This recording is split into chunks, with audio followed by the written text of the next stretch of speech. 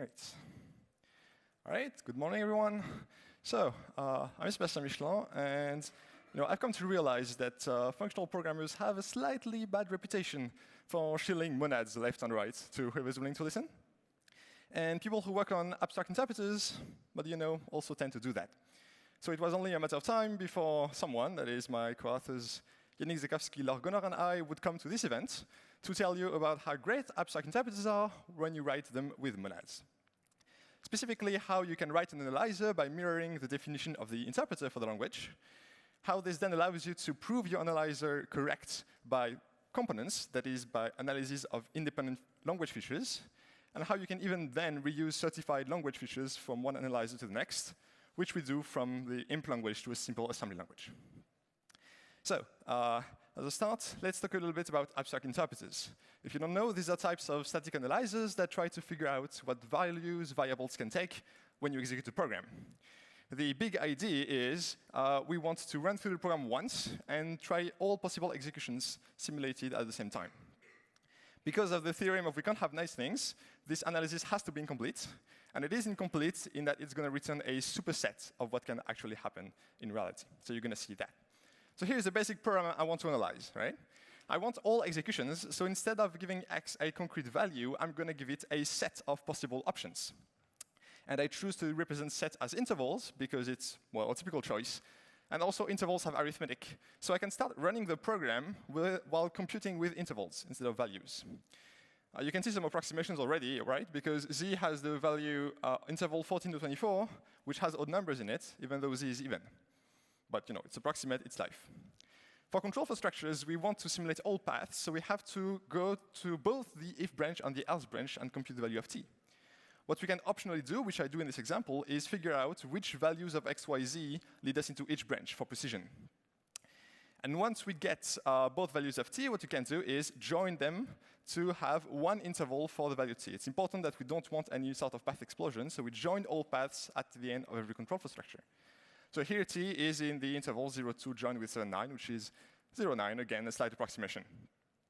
What we get at the end of all this is, well, intervals that tell us a restriction on what values variables can take through the entirety of the program. So this simple example showcases basically most of the mechanics of abstract interpreters. The recipe for making one would be as follows. Start with a normal program, then replace all the values with a chosen representation of sets, and replace all operations on values with domain operations on sets, like interval arithmetic. And when it comes to control flow structures, you want to replace them with algorithms that explore all the paths and join them together. I've showed you the if, but these algorithms are in general very different from the control flow structures themselves. For instance, anything that has a loop in it, like a while loop or a CFG or something, is going to have a fixed point approximation scheme in it. So you should think of these analysis algorithms as very different from the control flow structures. All right, so that's the recipe. That's how we want to analyze. Now, let's talk about the kinds of programs that we want to analyze, which are denotations of programs based on layered monadic interpreters. So, as a disclaimer, just almost all the monads I'm going to talk about are typed syntax trees. So if by any chance you're not into monads, you can see all of these brand things as node constructors in an AST, and you'll be fine. So we want a monadic embedding of programs in Coq, or I should say the rock prover as it was newly renamed. And the kind of representation that we're interested in is a monad where we start by taking a base monad that gives us essentially ret and bind, maybe a bit more, and then apply a series of monad transformers to essentially increase the capabilities of the represented program. So I have two examples here. The state transformer gives the represented program the ability to modify some global states with get and set statements. And the failure transformer gives the program the ability to crash with an abort statement. With these kinds of capabilities, we can represent some basic languages. Here's an imp program. So if the global state x is 0, then abort, otherwise set it to 100 over itself. Fairly simple. We can represent this with the embedding in rock with a monad like this. First, we get the global state, and then we bind that action to the rock function that takes x and decides whether we should go with the abort route or with the set route. Now, you'll notice rock is doing a lot of the heavy lifting in this representation. It is doing both the condition and the division. Because in this embedding, fundamentally, anything that's pure and terminating, we can choose to do in rock. We don't have to represent it in the monad. That's a design choice, and that's one that we're going to iterate on for analysis. For now, though, you'll notice that the type of this program obviously has to be felty of state t of the base monad, because we need both transformers to access the get, set, and abort functions. Which is slightly inconvenient, because that means the type of the program representation hard-codes the kind of language that we're talking about, the kind of effects that it has. And this makes it inconvenient to write theorems about analyzers for any languages. So before we go to this executable model, we'd like to make a stop at an intermediate representation, which fits very well with the theme of this session. Basically, effect handlers, except I'm not saying it. I'm calling it the free monad. Right? We're using the free monad as the base monad for the construction. The free monad gives us ret bind, but also an extra function trigger that allows us to, well, trigger a symbolic event with, at this point, undefined semantics. It's just a marker. The intent is that we're going to use the free monad to symbolize the functions from transformers that we intend to call. So here I can define, for instance, symbols for the get and set events, which morally correspond to the get and set functions of the state transformer. And I can do the same for failure events. And once I do that, once I instantiate the free monad with a combination of failure and state events, I obtain a monad whose interface is the same as felty of state t of id, so the monad where we had our executable model, but without the details of the transformers. This is not executable because the symbols have no semantics, but for reasoning, all we need is to be able to trigger these events at the right time. Now, the free monad in practice can also trigger MTL and effects users by virtue of being the better way to write programs in Haskell, allegedly. Speaking of which, we don't have non-termination in Rock, but we really need it for imp. So what we do is we use as the base monad a monad called interaction trees, which further extend the free monad with non-termination. And I'm going to leave it at that. Cool, so this gives us the following process for denotating programs. Start with a representation entirely in the free monad. So here I have a control flow diagram representation where first we get the global value, then we have a sequence point, and we have two branches for the if. You can see in terms of typing, this is entirely in the free monad with two kinds of events. And then we go through the process of event handling, which is like for algebraic effects, where we replace some family of events with functions from the transformer. So first here I can replace, for instance, abort events, and you can see in terms of typing what's happening. I'm adding the failure transformer on our base monads to get access to the abort function, but I'm also dropping failure events from the free monad because I have now replaced them with functions from the transformer. And this process can be chained, so we can further replace state events, and this leads us into the monad felty of state t of, well, essentially ID, which is again our executable model, having been able to first reason on the free monad version. Right, so in this process, control flow structures change a little bit here. The if changes signatures because we are moving from pure values to options to pairs. But other than this, not a problem yet. Cool. So now let's see if we can join these two things together and make analyzers in this style. So the key contribution in our paper, Abstract Interpreters, a monadic approach to modular verification, is to show that we can define abstract interpreters in this layered monadic style that I just presented. The key takeaway is that we have to handle control flow analysis algorithms in a particular way to get that to work. And when it does, well, now we can write analyzers just by essentially mirroring the definition of the interpreter, which is very convenient. Furthermore, because of the layered nature of the denotation of the semantics, we also get to prove the soundness of the analyzer piecewise, one language feature at a time, and then compose these proofs, which is incredible. We provide a bunch of meta-theorems in this development for composing these proofs. And when you end up with certified components for state or failure, potentially you can reuse them from one language to the next if the features behave similarly, which we do here from imp to an assembly language. Cool, so to see how this happens, I first need you to draw your attention to the fact that when we replace values with sets and control flow structures with analysis algorithms, we obtain a hybrid program, something that contains both the original source code and components of an analyzer algorithms.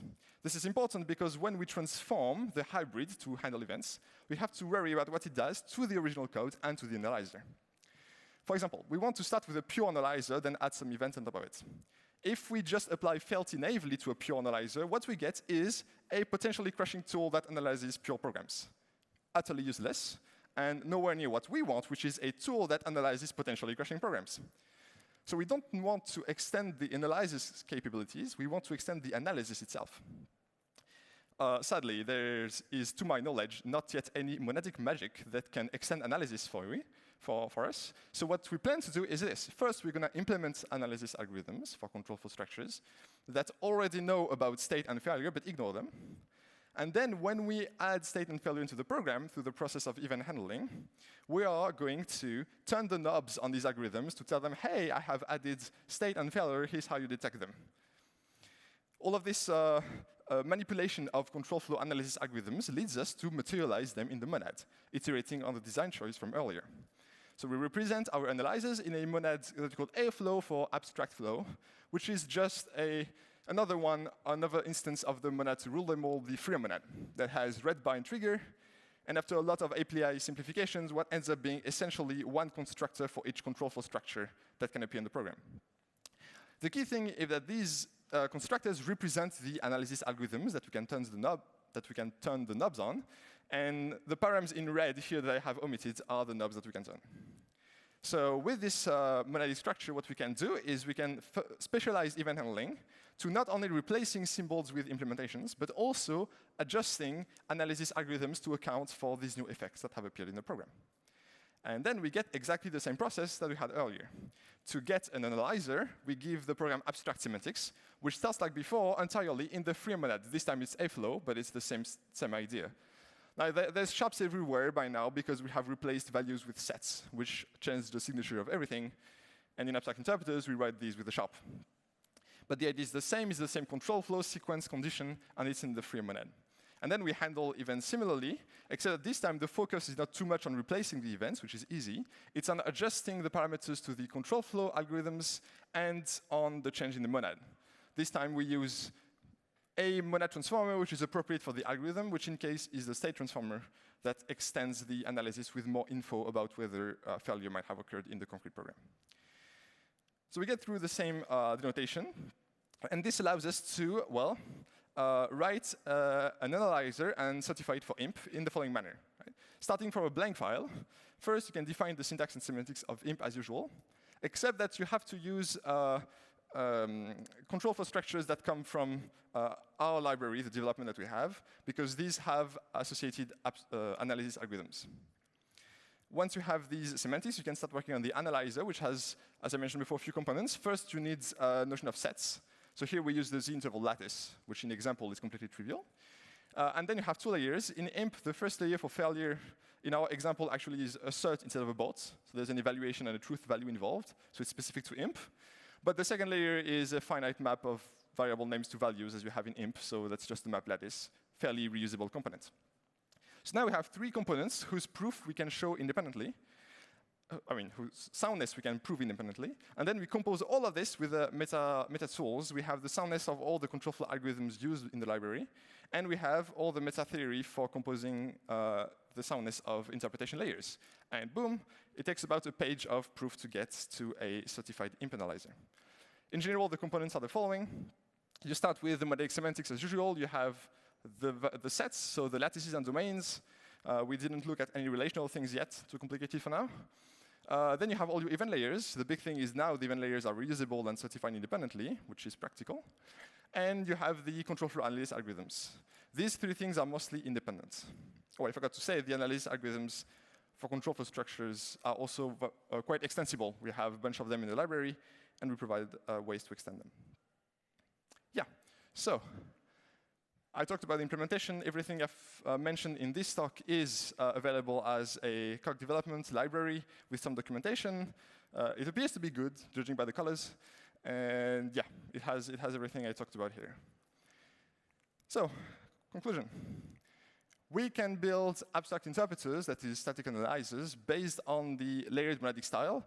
And this gives us analyzers that are modular in their construction, in terms of language feature, but also in terms of their proofs. And the key to making that work is to identify how we have to handle control flow analysis algorithms for the event handling process to work properly. The obvious future work in all this is that I've talked about fairly simple languages and fairly simple analysis here.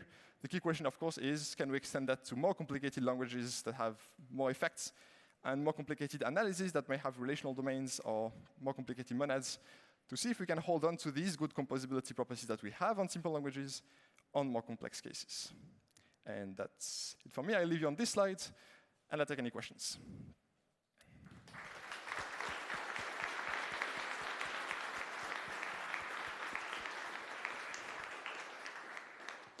We have time for questions.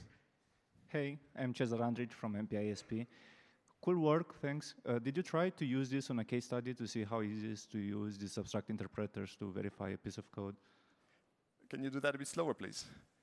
Did you try to use these to verify a case study, like a small program, and to see how easy is it to use them in code? Oh, so you mean how to run the analyzers at the end? Yeah. We extract them to a camel, and then we can run them.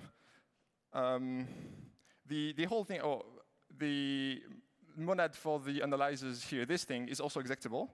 So we can just extract them from Grok to a camel, and this gives us an executable program with a little bit of interfacing glue.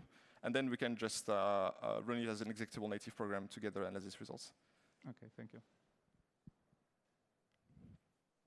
Hi, I'm Taro Sugiyama. So the presented examples, so I think the first memory layer is handled, and the failure layer is handled, and then memory layer is handled, right? Yes, in this order. Yeah, and I suppose if we exchange the layers handling the order, then but we get a different analyzer, but you can reuse the proof, maybe? Yes. So if you exchange the order, well, as is known, monad transformers do not commute. If you exchange the order, essentially, it means a different thing for whether the state is preserved or not during an exception. So it changes the semantics of the language. But yes, the composition of these two layers is defined by the laws of monad transformers. So the proof of soundness of layers is attached to them independently of their position. So if you swap the layers, the proof will still work. Yeah, but I think the expected properties also changed by exchanging the layers, maybe. Sorry? The expected properties for the analyzers is also changed if we change the order of handling, right?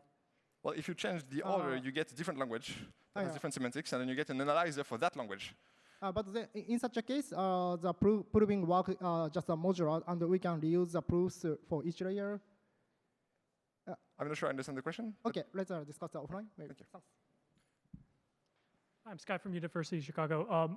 What it seems like with the that you've chosen the different control flow aspects up front because you can't abstract over them, does that mean that every time you want to add a new kind of control flow effect that requires you to sort of redo all the proofs for every single part of the library, or how much is necessary if that's something you want to change? That's a fascinating question, thank you. If you want a new control flow structure, you need an analysis algorithm associated with it. We provide a few different ways to do that. You can write it from scratch and prove it from scratch. We have certain control flow structures that are parameterized that you can specialize. For instance, we have a combinator for CFGs. What you can do is you can write if based on a CFG, provide a specialized analysis algorithm for if. That's like a CFG with two blocks. And you can prove that just that part is sound without having to reinvent all the logic that's behind CFG. And we also provide things at a high level for macroing control flow structures like while, is, and if, and a do. And so, yes, you do have to work every time you want a new control flow structures, but we have facilities to base that on existing control flow structures to try and minimize the work. OK, thank you. All right, let's thank the speaker again.